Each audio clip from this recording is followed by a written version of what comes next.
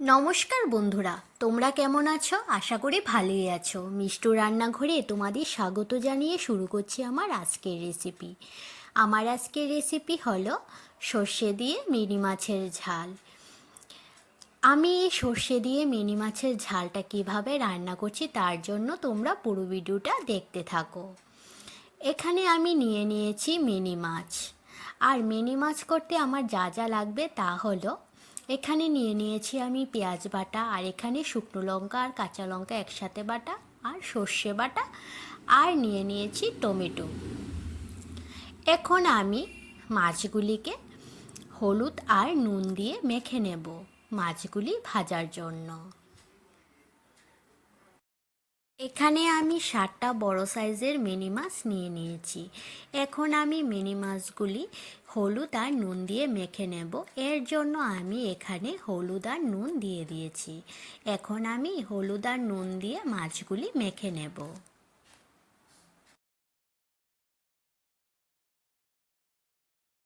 মাছগুলির আমার হলুদ আর নুন মাখা হয়ে গেছে। এখন আমি মাছগুলি ভাজার জন্য গ্যাসে কড়াই বসিয়ে দিয়েছি। দিয়ে দেব সর্ষের তেল। রান্নাটা আমি সর্ষের তেলেই করব, এর জন্য আমি সর্ষের তেল দিয়ে দিয়েছি। আর সর্ষের মাছ সর্ষের তেলেই বেশি স্বাদ হয়, এর জন্য আমি সর্ষের তেল দিয়েছি। তেলটা গরম হয়ে যাওয়ার পর এখন আমি মাছগুলি ভেজে নেব।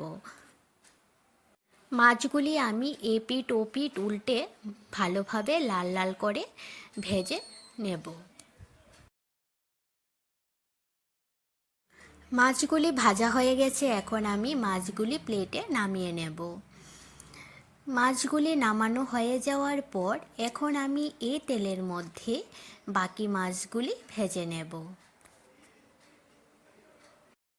এখন আমি বাকি মাছগুলি ভাজার জন্য একে একে তেলের মধ্যে দিয়ে দিচ্ছি। এই মাছগুলিও আমি লাল করে ভেজে নেব।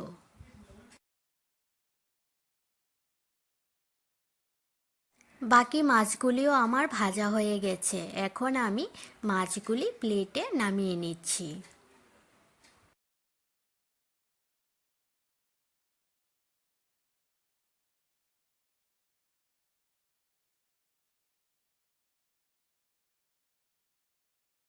সবগুলি মাছ ভেজে নেওয়ার পর এখন আমি এই তেলের মধ্যে ফোড়নটা দিয়ে যাব।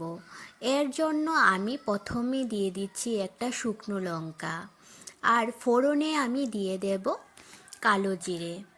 এর জন্য আমি শুকনো লঙ্কাটা যখন কালো হয়ে আসবে তারপর দিয়ে দিচ্ছি কালো জিরে। এখন ফোড়নটা হয়ে যাওয়ার পর এর মধ্যে আমি একে একে সব মশলা দিয়ে দেব। প্রথমে আমি দিয়ে দিচ্ছি পেঁয়াজ বাটা। পেঁয়াজ বাটাটা দেওয়ার পর পেঁয়াজ বাটাটা আমি ভেজে নেব।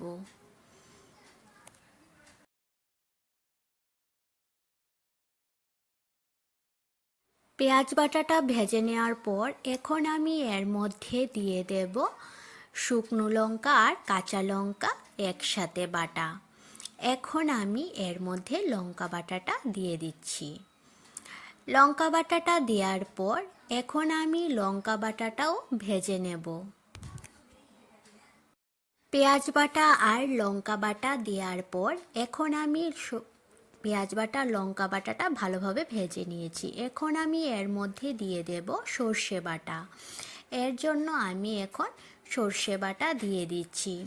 সর্ষে বাটাটা আমার দেয়া হয়ে গেছে। এখন আমি সর্ষে বাটার বাটিটা ধুয়ে সামান্য জল দিয়ে দিচ্ছি মশলাটা কষানোর জন্য। মশলার বাটিটা ধুয়ে সামান্য জল দেওয়ার পর এখন আমি মশলাটা কষিয়ে নেব। মশলাটা আমার প্রায় কষানো হয়ে গেছে। এখন আমি এর মধ্যে দিয়ে দেব কেটে রাখা টমেটোগুলি দেওয়ার পর এখন মশলার সাথে টমেটোটা আরও কিছুক্ষণ কষিয়ে নেব। টমেটোর সাথে মশলাটা আরও কিছুক্ষণ কষিয়ে নেওয়ার পর এখন আমি এর মধ্যে দিয়ে দেব জল। ঝোলের জন্য পরিমাণ মতন আমি জল দিয়ে দিয়েছি। এখন আমি এর মধ্যে দিয়ে দেব পরিমাণ মতন হলুদ আর পরিমাণ মতো নুন। এখানে আমি হাফ চামচের মতন হলুদ দিয়েছি আর হাফ চামচের মতন নুন দিয়ে দিয়েছি। হলুদ আর নুন আমি মশলা কষানোর সময় দেইনি, এর পরে দিয়েছি। এই জন্য আমি হলুদটা দেওয়ার পর কিছুক্ষণ নাড়বো না, 2-3 মিনিটের মতন। নাড়লে হলুদের গন্ধ করবে তরকারির মধ্যে, এর জন্য আমি নাড়বো না। 3-4 মিনিটের মতন ঝোলটা ফুটিয়ে নেওয়ার পর এখন আমি এর মধ্যে দিয়ে দিচ্ছি ভেজে রাখা মাছগুলি দেওয়ার পর আমি আর 5 মিনিটের মতন রান্না করব। তারপর আমি মাছ তরকারিটা নামিয়ে নেব।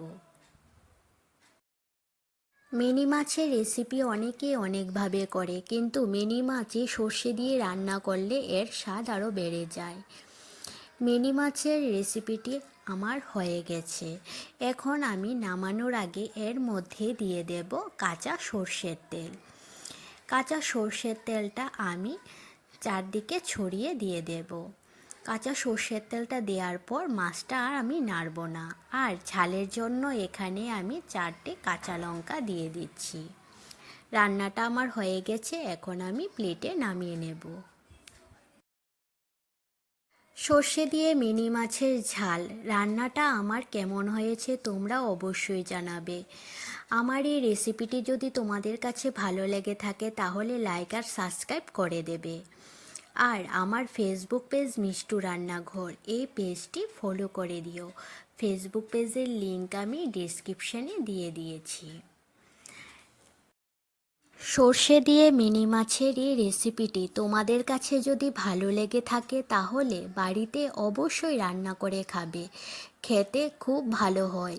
মিনি মাছ এমনি তো খুব স্বাদ, আর এই মিনি মাছ যদি সর্ষে দিয়ে রান্না করা হয় তাহলে এই মাছের স্বাদ আরও বেড়ে যায়।